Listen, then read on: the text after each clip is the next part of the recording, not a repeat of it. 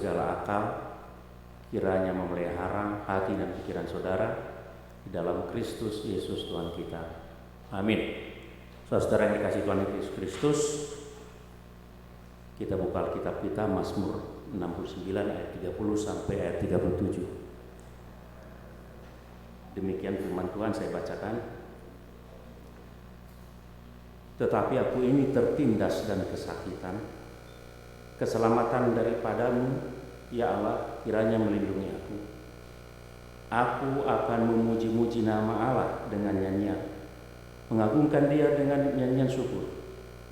Pada pemandangan Allah itu lebih baik daripada sapi jantan, daripada lembu jantan yang bertanduk dan berkuku belah.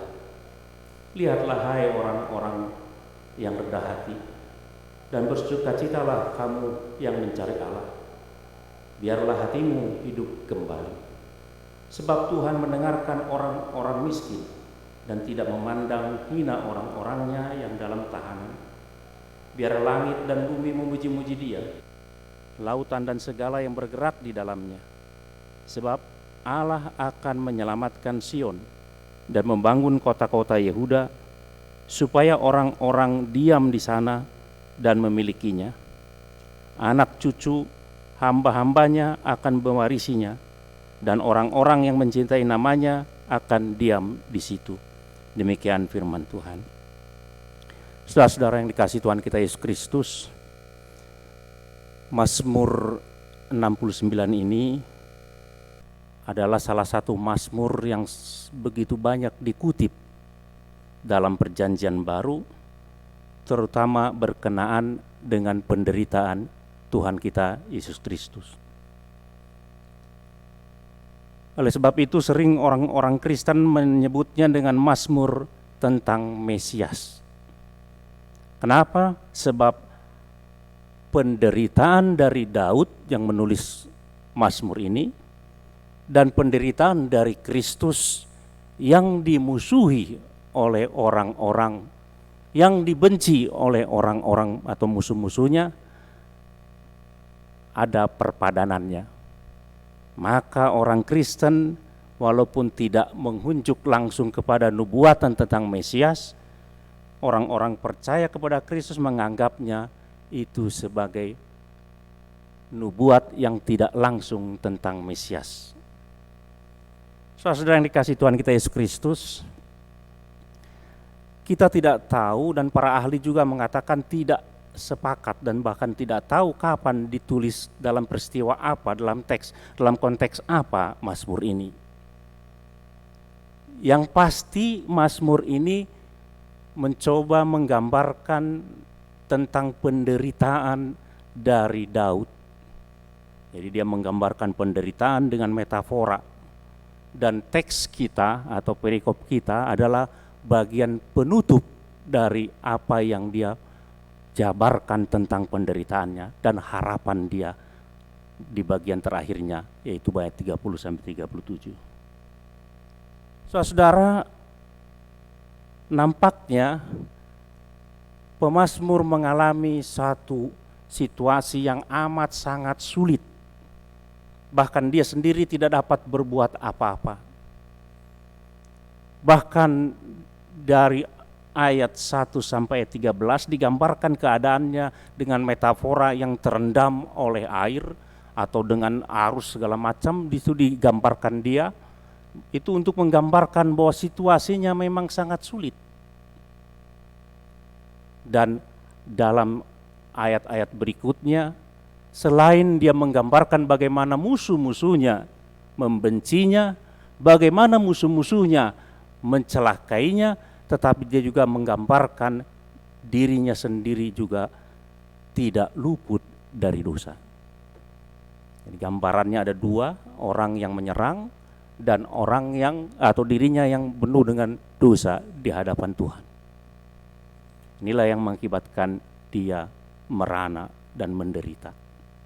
Tetapi saudara-saudara, di ayat atau di perikop kita ayat 30-37, dia menggambarkan satu pengharapan, satu satu-satunya pertolongan yang dia harapkan hanyalah daripada Allah saja. Jadi dia hanya mengharapkan Allah lah yang menolong dia keluar dari situasi yang dihadapinya.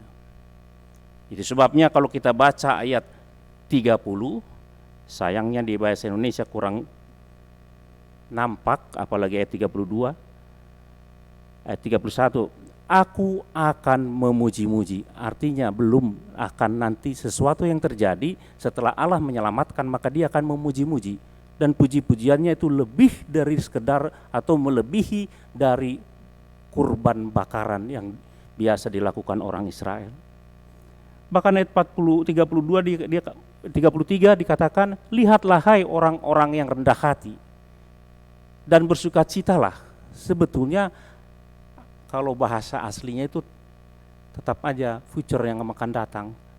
Orang-orang yang rendah hati akan melihat dan bersukacita. Jadi akan. Dari sini kita lihat saudara-saudara bahwa sukacita itu bukan sesuatu yang terjadi oleh dalam diri kita sendiri. Tadi pagi saya coba mendengar satu video, ketika saya lihat mencoba-coba live streamingnya punya kita, saya ternyata ada di daftar situ tentang wawancara dari seorang teolog yang sudah tua tentang teologi of joy atau teologi sukacita. Menurut dia, sukacita itu tidak bisa kita usahakan dari dalam diri kita sendiri, tetapi itu berasal dari luar dari Allah sendiri kepada kita. Maka kita akan bersukacita yang murni sukacitanya. Jadi sukacita yang dinyatakan dalam Mazmur ini adalah sukacita karena beberapa hal. Saya ambil contoh di ayat yang kita lihat di sini. Dia berharap kepada Tuhan dan dia akan memuji Tuhan, dia akan memuliakan Tuhan, dan dia akan bersukacita. Orang-orang yang rendah hati akan bersukacita karena yang pertama, saudara-saudara, bersukacita dalam Tuhan dia karena terlepas dari kesesakan. Siapa yang melepaskan kesesakan? Ya tentu Tuhan, bukan dia, karena dia sendiri tidak dapat melepaskan dari kesesakan. Maka itulah yang mendorong dia bersukacita. Artinya dari atas, bukan dari diri sendiri. Dia bersukacita karena Allah memperdengarkan orang-orang miskin. Kalau orang-orang di dunia ini saudara-saudara jarang mendengarkan orang-orang miskin. Karena Allah menyelamatkan orang-orang tertindas, maka dia yakin pada waktunya dia akan dilepaskan oleh Tuhan dalam waktu penderitaan. Sekarang waktunya penderitaan, tapi waktunya dia berharap Tuhan akan melepaskan, karena Tuhan sendiri dapat mendengar orang-orang miskin dan melepaskan orang-orang yang tertindas. Dia akan bersukacita karena Tuhan mendirikan Yerusalem, Sion, itu tempat persekutuan orang-orang yang di dalam Tuhan dikumpulkan di situ di ayat terakhir. Inilah yang membuat pemazmur bersukacita. Persoalannya sekarang saudara-saudara dalam hidup kita ini, apalagi pada saat ini, nampaknya sangat sulit kita bersukacita. Nampaknya keadaan kita sekarang ini yang semakin hari semakin tambah orang yang terinfeksi, kita diliputi oleh ketakutan yang amat sangat, bahkan untuk bersalaman, bahkan untuk berdekatan kita harus dijauhkan dan tidak boleh bersalaman untuk mencegah itu. Dan kita merasa ketakutan. Saya bukan mau mengatakan jangan takut, bukan. Itulah situasi kita. Bagaimana kita dalam keadaan ketakutan ini dapat bersukacita? Bagaimana kita dalam suatu penderitaan yang sangat amat dapat bersukacita? Sekali lagi saudara-saudara, jika sukacita itu ditentukan oleh suasana hati saudara sampai kapanpun kita tidak bisa bersuka cita dalam situasi penderitaan atau situasi yang mencekam seperti sekarang ini. Firman Tuhan berkata, sukacita kita berasal dari Tuhan. Dalam perjanjian baru atau dalam tadi kita dengar firman Tuhan dari 1 Petrus tadi, orang-orang percaya dapat bersuka cita dalam penderitaan yang dia tanggung. Kenapa demikian? Saya sangat suka sekali membaca atau menyaksikan potongan-potongan klip dari orang-orang Kristen pertama yang disiksa habis-habisan tetapi masih dapat bernyanyi memuji Tuhan. Bagaimana mungkin kepala sudah dipukuli, badan sudah dihantam, tapi hati dan mulut dapat memuji Tuhan? Jangan-jangan sakit jiwa orang Kristen ini. Tapi itulah yang terjadi, saudara-saudara. Saya tidak mau menyepelekan penderitaan. Saya tidak mau mengatakan bersukacitalah dalam penderitaanmu. Saya tidak mau mengatakan itu. Tetapi orang-orang Kristen dapat melakukan itu. Yang pertama. Bahkan sepanjang sejarah mungkin.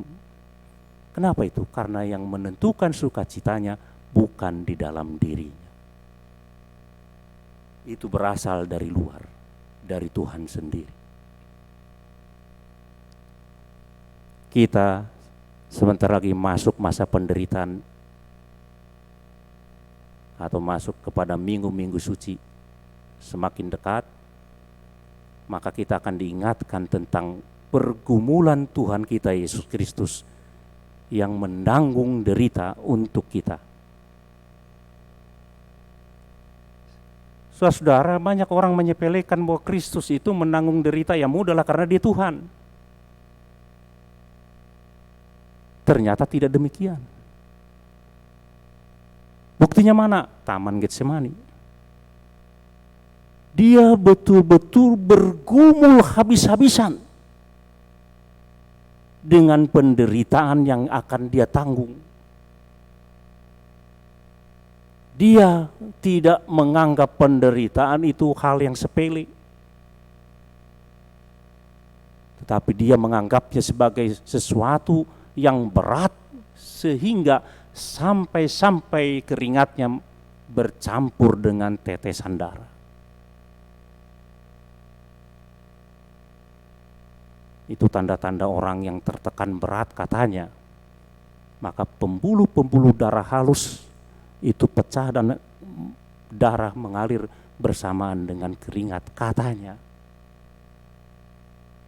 Kalau orang sudah tertekan. Tapi pada akhirnya Kristus bangkit dan dia memuji Tuhan.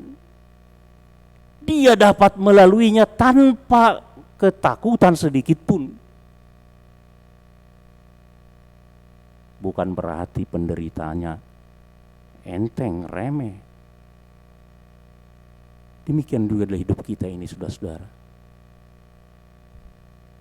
Aku akan memuji Tuhan. Kenapa?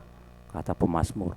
Karena Tuhan memberhentikan orang miskin, karena Tuhan menyelamatkan orang tertindas, karena Tuhan.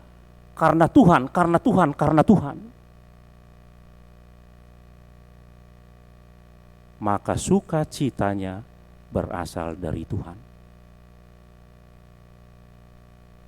Sukacita orang Kristen juga berasal dari Tuhan. Dan itu tidak akan pernah ditentukan oleh situasi hidup kita. Kalau sedang banyak duit maka kita bersuka cita. Itu sukacita yang ditentukan oleh hati kita. Kalau sedang gak ada duit kita maka tidak bersuka cita. Kalau sedang sehat walafiat, tidak ada yang mengekang, tidak ada virus-virus ini yang terjadi sekarang ini, kita akan bebas berlari kemanapun, maka kita bersuka cita. Kalau sekarang terpaksa mengurung di rumah, sukacitanya semakin menghilang. Itu bukan begitu. Sukacita orang Kristen itu adalah sukacita di dalam Tuhan. Bagaimana ini terjadi? Saya beberapa kali sering mencoba menyampaikan kepada kita sekalian di tempat ini. orang-orang Kristen itu adalah orang-orang yang sudah dan akan. Itulah keselamatan kita. Sudah sekarang diselamatkan, dan keselamatan kita akan disempurnakan kelak pada waktunya. Maka tidak ada suatu pun peristiwa hidup kita ini yang mempengaruhi sukacita kita menerima keselamatan itu. Bahkan kalau di surat Roma pasal 5, Paulus berkata seharusnya itu menjadikan kita tahan uji. Duluannya tekun dulu, tahan uji, maka masuklah masa mengharapkan akan pengharapan kita yang kekal. Saudara yang dikasihi Tuhan kita Yesus Kristus, sekali lagi saudara-saudara, bersukacitalah, tapi bukan sukacita murahan yang ditentukan oleh hati kita, tetapi bersukacitalah karena karya Tuhan dalam hidup kita. Melalui Yesus Kristus kita diselamatkan dan akan berjalan menuju keselamatannya kekal. Maka segala sesuatu yang terjadi dalam hidup kita ini, kita anggap sebagai penguat dari iman kita. Kalau terpaksa kita nanti dikurung di rumah kita masing-masing, kalau keadaan semakin gawat, kata orang-orang yang pintar lockdown katanya, maka kita dikurung tidak boleh keluar, itu pun tidak mengurangi sukacita kita di dalam Kristus. Bahkan kematian sekalipun tidak mengurangi sukacita kita di dalam Kristus. Karena kita tahu di balik kematian, karena kita tahu tujuan hidup kita, tujuan langkah kita bukan hanya di dunia ini. Tempat kita sudah pasti, maka karena apapun yang terjadi dalam hidup kita, bersukacitalah. Kiranya Tuhan menguatkan kita. Amin. Allah Bapa kami di surga, kami mengucap syukur kepadamu Tuhan, karena sampai saat ini Engkau senantiasa menyertai kami, menjauhkan kami dari segala sesuatu yang tidak kami inginkan Tuhan. Kami tahu Tuhan apa yang terjadi dalam dunia ini saat ini Tuhan, dengan pandemi yang terjadi Tuhan. Kami dalam keadaan takut amat sangat Tuhan. Bahkan kami sering ketakutan, jangan-jangan giliran kami yang akan memperoleh virus yang telah menjadi pandemi ini Tuhan. Tapi kami percaya Tuhan, apapun yang terjadi dalam hidup kami ini, Engkaulah yang dapat menyelamatkan kami. Engkaulah yang telah memberikan kepada kami keselamatan di dalam anak-Mu Yesus Kristus melalui darahnya Tuhan. Dan keselamatan itu Kau berikan kepada kami sekarang dan akan datang Tuhan. Itulah yang menjadi mendasari kami untuk tetap bersukacita walaupun kami harus menanggung banyak derita di dunia ini sebagai orang-orang yang percaya. Terima kasih Tuhan atas kesempatan ini. Lindungilah seluruh jemaat-Mu, lindungilah seluruh saudara-saudara kami sebangsa dan setanah air, terutama mereka yang telah terjangkit Tuhan. Kami mohon kiranya Tuhanlah yang menjamah tubuh mereka dan menolong para medis, para dokter yang bekerja siang dan malam untuk menolong mereka Tuhan, sehingga mereka dapat bertahan dan dikuatkan dan dijauhkan dari penularan Tuhan, sehingga segala sesuatunya dapat dilalui dengan pertolongan Tuhan. Biarlah kuasa Tuhan yang nampak di dalamnya Tuhan. Sertai kami senantiasa Tuhan dalam kehidupan kami sehari-hari, yang bahkan kami tidak tahu apa yang akan terjadi esok hari. Tetapi kami percaya di tangan Tuhan, berjalan bersama Tuhan segala sesuatunya akan aman dan dijamin oleh kasih Tuhan. Terima kasih Tuhan, dalam Kristus kami berdoa. Amin.